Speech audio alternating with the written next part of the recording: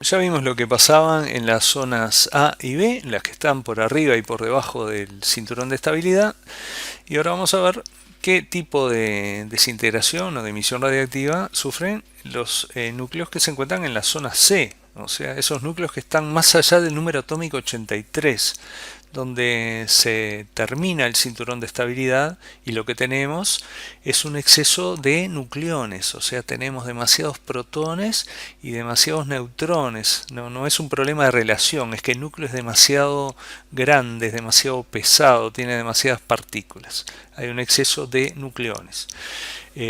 Acá no hay núcleos estables posibles, ¿sí? En la zona C, por ahora, al menos, ni aún con los elementos artificiales hemos encontrado núcleos estables. Son todos radioactivos. Bueno, cuando un núcleo tiene demasiados nucleones, decimos que es demasiado masivo, o sea, tiene una masa nuclear demasiado grande para ser estable. Siempre es bueno recordar el ejemplo de las gotas. No hay gotas de agua de 1 litro de agua, ¿verdad? Las gotas siempre son más chiquitas porque no son estables tan grandes. Bueno, con los núcleos pasa algo parecido. Una masa muy grande en el núcleo lo vuelve inestable, ¿sí? Bueno, estos núcleos demasiado masivos son inestables y son inestables, sabemos, por encima de qué valor, por encima del número atómico 83.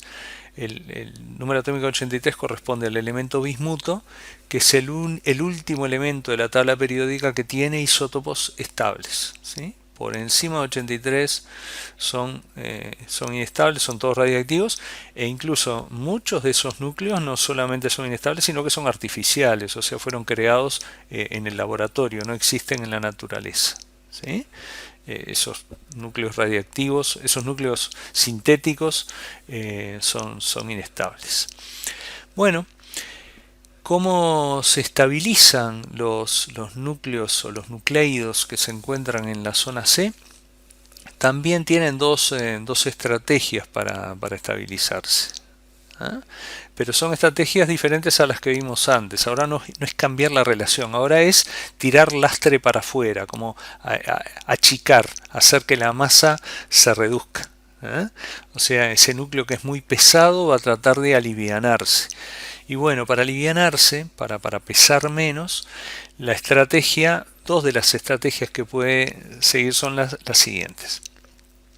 Una va a ser lanzar hacia el exterior, o sea, emitir partículas que tengan realmente una masa importante. Las beta negativas y las beta positivas son muy livianas. Los electrones son partículas que tienen muy poca masa.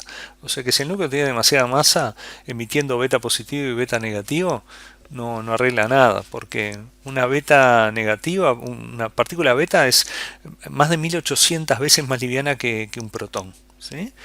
Entonces, bueno, la estrategia es emitir, en el primer caso, emitir partículas alfa. Las partículas alfa son son partículas muy masivas, son núcleos del elemento helio, o si no romperse, el núcleo se rompe.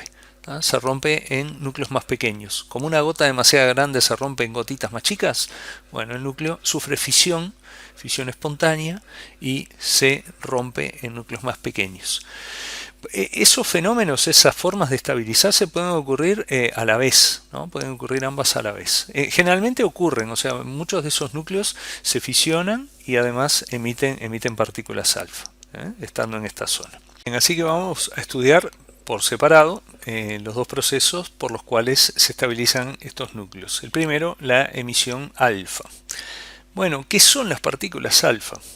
Las partículas alfa son partículas significativamente más pesadas que las partículas beta. Las partículas alfa son de hecho núcleos, son núcleos de un elemento, del segundo elemento más liviano de la tabla periódica, el elemento helio. El elemento helio tiene un núcleo que tiene 2 protones y 2 neutrones, ¿sí? Por lo tanto, su número atómico es 2 y su número másico es 2 más 2, o sea, protones más neutrones me da 4. Bien, no se trata de átomos de helio, se trata de núcleos de helio. La partícula alfa no tiene electrones, ¿sí? O sea, es el núcleo del elemento helio, o sea que sería como un ion con dos cargas positivas, pero como no nos interesa el valor de la carga, los efectos de ver qué es lo que pasa dentro del núcleo, sí es importante para los efectos que tiene en el entorno, ¿no? Cuando interactúan con otras partículas, pero no nos interesa en este momento, no le vamos a poner la carga. Lo podemos representar indiferentemente como helio 2,4 o alfa 2,4. ¿Sí? O sea, el núcleo perdió los electrones de la periferia, ¿no? En realidad, cuando la partícula alfa sale del núcleo, en realidad nunca fue un átomo de helio que perdió sus electrones, ¿sí? Es como si fuera un átomo de helio que perdió sus electrones, pero en realidad es una partícula nuclear, ¿sí? Que no tenía electrones asociados. Y su carga es 2 más, o sea, tiene dos cargas positivas. ¿Ah? Esto tiene que ver, se puede considerar y es muy importante a la hora de ver cómo se comporta esa partícula cuando se mueve en el espacio, especialmente si hay un campo eléctrico o un campo magnético cerca. ¿Sí? Así que esa carga no afecta a la ecuación nuclear, pero sí a la manera que interactúa la partícula alfa con la materia. ¿De acuerdo? Bien, vamos a ver un ejemplo de emisión alfa. Hay cualquier núcleo de la zona C lo podemos tomar como ejemplo. Es lo más fácil porque tenemos que buscar a alguien que tenga un número atómico mayor que 83 y ya alcanza. Bueno, el uranio tiene un número atómico 92, por lo tanto es inestable, está en la zona C, es un emisor alfa y vamos a usar como ejemplo el uranio 238. Esa manera de escribirlo, cuando escribimos así uranio 238, ese 238 es este numerito, es el número másico. ¿Sí? El número atómico, acuérdense que lo tenemos que buscar, si no lo sabemos, por el símbolo químico, U. Buscamos en la tabla periódica, vamos a ver que el número atómico es 92. Bueno, el uranio 238 es un emisor alfa. ¿En qué se transforma el uranio 238 cuando emite partículas alfa? Vamos a verlo enseguida. O sea, acuérdense que la partícula alfa tiene dos protones y dos neutrones. Quiere decir que si pierde una partícula alfa, el núcleo atómico va a tener que perder 4 partículas nucleares, ¿sí? 2 con carga positiva, 2 protones y 2 neutrones, neutros. ¿Ah? Y bueno, tiene que cumplirse lo mismo que habíamos visto hoy. Tiene la suma de las partículas indicadas por los números atómicos y másicos tiene que dar lo mismo de un lado que del otro. Así que si es 238 que emitió alfa y alfa tiene 4 en número másico, el número atómico del nuevo elemento tiene que ser 234. Si era 92, ¿sí? El uranio tenía un número atómico 92, perdió una partícula alfa, bajó 2 unidades, 90, se convirtió en torio. 90 más 2, 92. ¿De acuerdo? Así que esta sería la ecuación para la emisión alfa. Vamos a ver, como de costumbre, la ecuación general para la emisión alfa, para no andar atándonos a un ejemplo, que no sea, bueno, conoce un solo ejemplo y no puede escribir ningún otro. No, siempre que nos digan que un núcleo emite partículas alfa, podemos aplicar esta ecuación general para la emisión alfa. ¿Sí? La ecuación global o general. Vamos a tener de nuevo un núcleo padre y un núcleo hijo. ¿Sí? Entonces el núcleo padre siempre lo representamos con la letra X. Siempre el padre tiene un número atómico Z y un número atómico A determinado. El hijo también, pero lo que nos importa es ver cómo cambian, ¿no? El hijo con respecto al padre. Emite alfa, 4,2. Este 4,2, si nos acordamos que tiene ese valor, ponemos el alfa solo y alcanza, pero conviene escribirlo para acordarse. Entonces A, el número másico, va a perder 4 unidades, A menos 4, y el número atómico va a perder 2 unidades, Z menos 2. Esa sería la ecuación general o global para una emisión alfa cualquiera. ¿Sí? Bien. Viendo esto, ya estaríamos prácticamente liquidando, o sea, ya estaríamos sabiendo todo lo que tenemos que saber de la emisión alfa. Bueno, vamos a ver un ejemplo más, ya que estamos, porque de todos vimos 2 ejemplos. Veamos el torio, buscamos en la tabla periódica el número atómico del torio. El torio es 90, vamos a elegir el isótopo 234 del torio. Y el torio es un emisor alfa, ¿sí?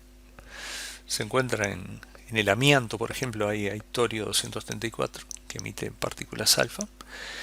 Y bueno, si emitió una partícula alfa, el número másico bajó 4 unidades, 230. y el número atómico bajo 2 unidades, 88. ¿Qué elemento tenemos que incluir ahí? Ojo que no es una O, tendría que haber hecho un cuadradito para no confundirlo con la O del oxígeno.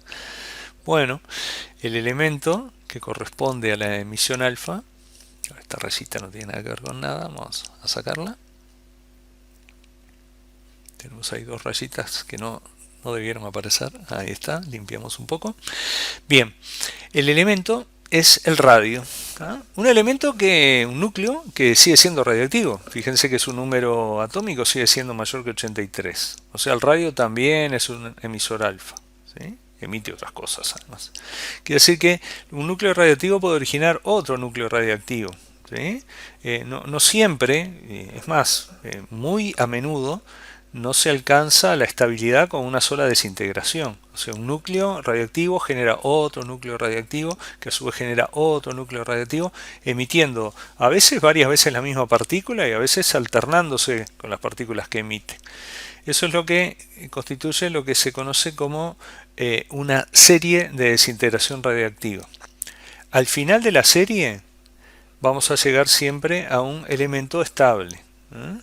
Generalmente ese elemento estable final de la serie es el plomo. Hay distintas series de desintegración radiactiva que capaz que da para mencionarlas y capaz que no, porque este es un curso no tan ambicioso. Pero sepan que hay series de desintegración radiactiva y bueno, el torio integra una de esas series, la serie del torio, ¿sí? Y este sería el primer paso de esa serie. Bien. Bueno, vimos ya la emisión alfa y vamos a ver el otro tipo de estrategia que tienen los núcleos de la zona C para alcanzar o acercarse a la estabilidad, lo que se conoce como la fisión espontánea. La fisión espontánea, o sea, la fisión puede ser de dos tipos, puede ser espontánea y puede ser inducida. Acá vamos a hablar solamente de la espontánea, que es la que ocurre sola. La fisión inducida es la que ocurre en los reactores nucleares, cuando a un núcleo que ya de por sí es inestable, lo bombardeamos con otras partículas que lo inestabilizan aún más y producen una reacción en cadena.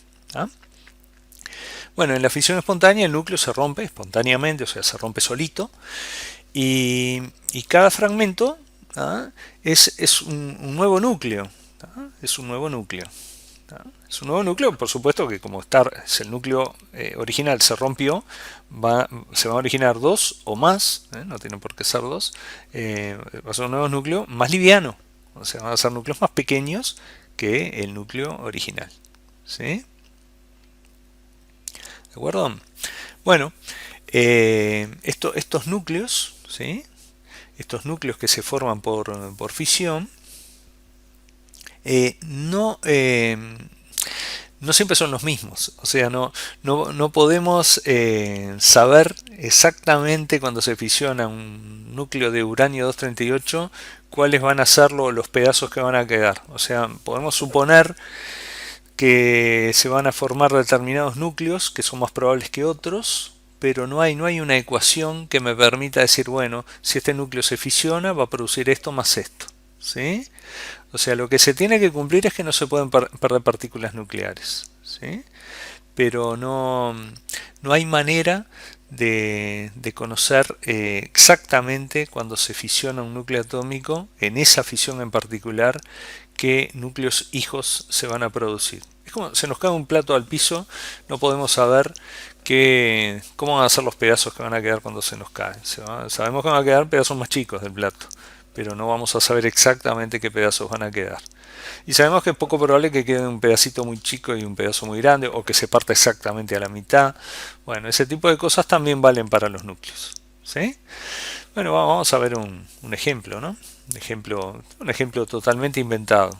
Pero como en realidad no sabemos lo que puede ocurrir, es totalmente posible. Imaginen el uranio 235, que es un núcleo, ese es uranio fisionable, ese si lo bombardeamos con neutrones podemos fabricar una bomba atómica o un reactor nuclear, algo más pacífico. Pero el uranio 235, número atómico 92, número masivo 235, se puede romper en dos núcleos. Vamos a suponer que se rompe en dos, pero no se rompe exactamente a la mitad. se inestabilizó, se fragmentó y originó dos núcleos que pueden ser radiactivos, pueden seguir siendo radiactivos, pero van a ser un poquito más estables de lo que era el uranio 235 solo. Por eso es que ocurre la fisión. Y bueno, acá no hay una ecuación, así que vamos a inventar, con la confianza de que si inventamos con criterio, lo que escribamos ahí va a estar bien. ¿Ah? Si yo les doy uno de los dos, los datos de uno de los dos, el otro me lo pueden deducir. Pero si no le doy ninguno, acá ustedes pueden inventar. Supongan que uno de los núcleos tiene, yo qué sé, número atómico 40. ¿Sí?